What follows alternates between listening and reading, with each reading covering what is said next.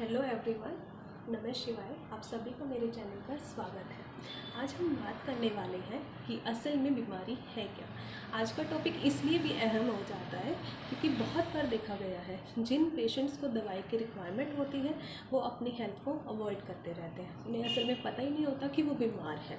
और कुछ ऐसे पेशेंट्स होते हैं जिन्हें बीमारी नहीं होती है, माइनर से चेंजेस आते हैं बॉडी में एंड वो दवाई लेना स्टार्ट कर देते हैं एंड उस दवाई के साइड इफ़ेक्ट के कारण वो बीमार हो जाते हैं एंड उस लापरवाही के कारण वो बीमार हो जाते हैं। तो इसीलिए आज का टॉपिक बहुत ज़्यादा इंटरेस्टिंग होने वाला है, तो एंड तक ज़रूर देखिएगा। तो चलिए हम स्टार्ट करते हैं। आज हम डिसीज़ के बारे में बात करने वाले हैं। तो असल में डिसीज़ है क्या, बीमारी है क्या। अगर देखा जाए तो बीमारी को हम नॉर्मल आम भाषा में ये कह सकते हैं कि जो हमारे डेली रूटीन को काम करने में हमारी हमें असहजता महसूस करवाएं, उसे हम बीमारी कह सकते हैं। असहजता मतलब डिस्कम्फर्ट या अनईजीनेस। हम किसी भी काम को जो हम डेली करते हैं उसमें हम आराम से ना कर पाए, हमें कुछ प्रॉब्लम आ रही है या हमें थोड़ा ज़्यादा ताकत लगाना पड़ रहा है, तो इसको हम बीमारी कहेंगे। ठीक है। तो अभी अगर हेल्थ देखा जाए तो हेल्थ क्या है? Emotionally, physically, mentally, socially wellbeing होना। अगर इनमें से कोई भी चीज़ हमारी ठीक नहीं है या कहीं पे भी हम डिस्कम्फर्ट महसूस कर रहे हैं तो हम बीमार हैं।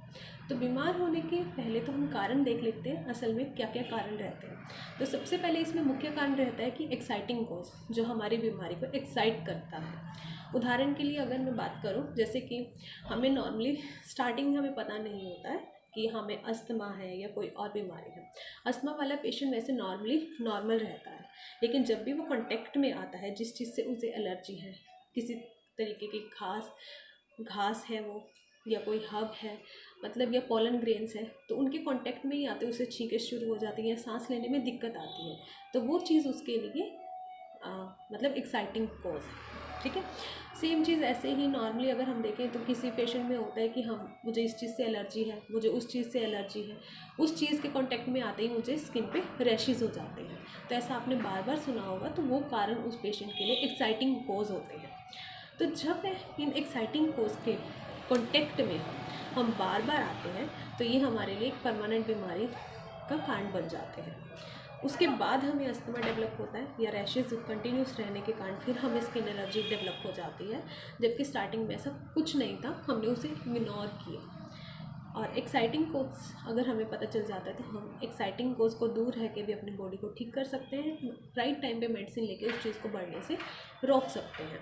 यहाँ पे भी डिपेंड करता है आपको सीरियसली प्रॉब्लम है या नहीं है, क्योंकि एक्साइटिंग कोज का कई बार ऐसा होता है कि हम मेंटली डिस्टर्ब्ड हैं तो उस वजह से हमें प्रॉब्लम आ रही होती है। वो 1 या 2 दिन में जैसे ही हमारा वो कॉज दूर हो जाता है तो हम ठीक हो सकते हैं। यहाँ पर भी पेशेंट बहुत बार गलती करते हैं, कई बार रिक्वायरमेंट होती है मेडिसिन की एंड कई बार हमेशा के लिए इग्नोर करते रहते हैं। जब बार बार होती रहती है वो इतनी ज़्यादा बढ़ जाती है, लास्ट में प्रॉब्लम करती है। दूसरा कारण रहता है मेंटेनिंग कॉज। मेंटेनिंग कॉज का अगर मतलब देखें तो जो हमारी बीमारी को मेंटेन करके रखता है। मेंटेन करके रखना मतलब कि लगातार उस बीमारी को बढ़ाए रखना। जैसे कि कईयों की सिंपल सा उदाहरण लेती हूँ मैं। अब बच्चों को नाखून खाने की आदत होती है, कईयों में बड़ों में भी होती है, एंड उसके बाद वो कंप्लेन करते हैं कि हमारे नाखून नहीं बढ़ रहे हैं। यहाँ पे जो नाखून खाने की आदत है वो गलत है, इसी कारण वो नाखून नहीं बढ़ रहे हैं, है ना। तो चलो ये तो आम बात थी। ऐसे ही बीमारियों में भी होता है, हमारी गलत आदतें किसी किसी बीमारी को बढ़ा। दूसरा हमारा इसमें रहता है हम कहाँ काम करते हैं या हमारा इन्वायरमेंट कैसे है। जैसे कि अभी हम पीछे देखते हैं नवंबर दिसंबर के मंथ्स में या दिवाली के आसपास के दिनों में दिल्ली में पोल्यूशन बहुत ज़्यादा हो जाता है, तो वहाँ पे सांस लेने में प्रॉब्लम आती है। तो वो पोल्यूशन एक तरीके का मेंटेनिंग कॉज है, क्योंकि आपको वो जो आपको कोराइज़ा होता है, खांसी जुकाम जो उस समय सिम्टम्स आते हैं वो इस पोल्यूशन के कारण ठीक नहीं हो पाते हैं। अदरवाइज़ अगर आप अपना इन्वायरमेंट चेंज करें तो आप ठीक हो जाएंगे। तो ऐसी ही कुछ आदतें होती हैं या कुछ हम खुद के ही कारण होते हैं, या हम जिस चीज़ के कांटेक्ट में लगातार हमें प्रॉब्लम हो रही है फिर भी हम वो काम करते रहते हैं, तो उसके कारण हमें बीमारी फिर वो लास्ट में परमानेंट हो जाती है। अगर आप उदाहरण देखें तो अगर हम उस पोल्यूशन में डेली ही रहेंगे तो आपको लंग कैंसर होने के चांसेस बहुत ज़्यादा हो जाएंगे, निमोनिया होने के चांसेस बहुत ज़्यादा हो जाएंगे, तो परमानेंट बीमारी फिर लास्ट में बनती है। इस चीज़ को भी हमें कई बार इग्नोर कर जाते हैं। तो इस चीज़ पे भी ध्यान दीजिए कि आपको असल में बीमारी क्यों होने वाली है या हो रही है, क्योंकि अगर आप मेंटेनिंग कॉज दूर कर लेंगे तो शायद आपको मतलब दवाइयों की ज़रूरत नहीं पड़ेगी। तीसरा इसमें रहता है कि जो आपको असल में बीमारी है, परमानेंट बीमारी है, वो क्यों होती है, फंडामेंटल कॉजेज़ के कारण। उसमें डिपेंड करता है, बहुत सारे फैक्टर्स हैं, जैसे कि एज। कुछ बीमारियां एज के साथ कॉमन होती हैं, तो वो एज के साथ आएंगी ही आएंगी। जैसे मोतिया बिंद, जिसको हम कैटरेक्ट कह देते हैं, तो वो एज के साथ आपको आएगा ही आएगा, ठीक है। दूसरा, जैसे जेंडर के हिसाब से गर्ल्स में अलग बीमारी होती है, मेल में अलग बीमारी होती है, फीमेल्स में अलग होती है, तो वो बहुत कॉमन रहती है। लेकिन यहाँ पे भी आप सेफ्टी के मतलब वो आपको आएंगी या नहीं आएंगी, वो आपकी हैबिट्स पे भी डिपेंड करता है कि आप कैसी हैबिट्स हैं।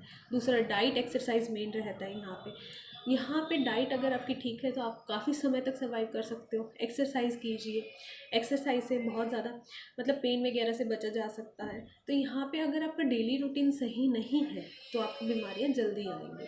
उसके बाद तो ये सारे फैक्टर्स यहाँ पे जो आपको असल में बीमारी है उसको अवॉइड करने में हेल्प करते हैं। इन्हीं की वजह से जो आपको परमानेंट बीमारी है, तो उसमें स्ट्रेस, नेक्स्ट स्ट्रेस की वजह से भी बीमारी आने के बहुत ज़्यादा चांसेस हैं। स्ट्रेस तो मुख्य कारण है, चांसेस क्या मतलब मुख्य कारण है, बहुत सारी बीमारियों में इसका रोल रहता ही रहता है। उसके बाद अगर हम बात करें ऑक्यूपेशन की, मतलब आप काम क्या करते हैं। अगर आप कोयला इंडस्ट्री में काम कर रहे हैं तो वहाँ धूल मिट्टी से आपको बीमारी होने के चांसेस रहेंगे ही रहेंगे।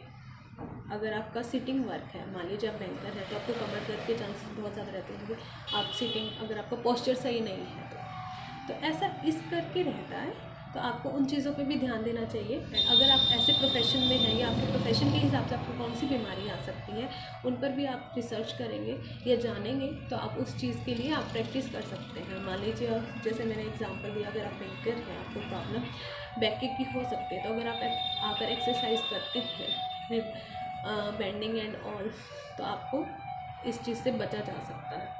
जो ट्रक ड्राइवर होते हैं उनमें वेरिकोज वेंस के बहुत ज़्यादा चांसेस रहते हैं, क्योंकि सिटिंग एंड बहुत ज़्यादा ड्राइविंग। तो ये चीज़ें देख देख के आपको चलना रहेगा। उसके बाद होता है जैसे कि बहुत बार हम कॉफ़ी ले लेकर पहले तो जागते रहते हैं, काम का स्ट्रेस करते रहते हैं, लेटर और हमें नींद आना ही बंद हो जाती है। तो यहाँ पे कॉफ़ी इनटेक भी गलत है, जबकि वो रॉन्ग हैबिट के कारण आपको बीमारी परमानेंट हो रही है। तो इसीलिए मैंने बात की थी कि कुछ लोग बीमार असल में होते नहीं है, खुद को जानबूझकर बीमार कर लेते हैं। उसके बाद आता है जो फ्रिक्वेंटली मेडिसिन ले लेते हैं, कोई भी छोटी बीमारी है, तो वहाँ पर भी गलत है। वहाँ पर कैसे है, वो उन जैसे कि उसको हम बोलते हैं इंडिस्पोजिशन का मतलब है कि आप असल में बीमार नहीं हैं, थोड़े टाइम के लिए आपको डिस्कम्फर्ट हो रहा है। अब उसके लिए मैं एग्जांपल लूँगी, जैसे आपने नाइट वॉचिंग की, मतलब आप रात भर जागे, आपने किसी की मैरिज अटेंड की या जागरण अटेंड किया या आपने मूवी देखी, किसी भी कारणवश आप रात को सो नहीं पाए, तो नेक्स्ट डे आपको सिर दर्द होना स्वाभाविक है, नींद आना स्वाभाविक है।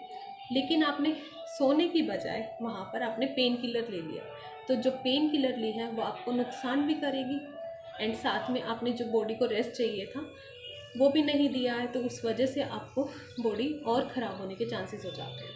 तो इसलिए इन चीज़ों पर ध्यान दीजिए। आज की वीडियो में इतना ही, धन्यवाद।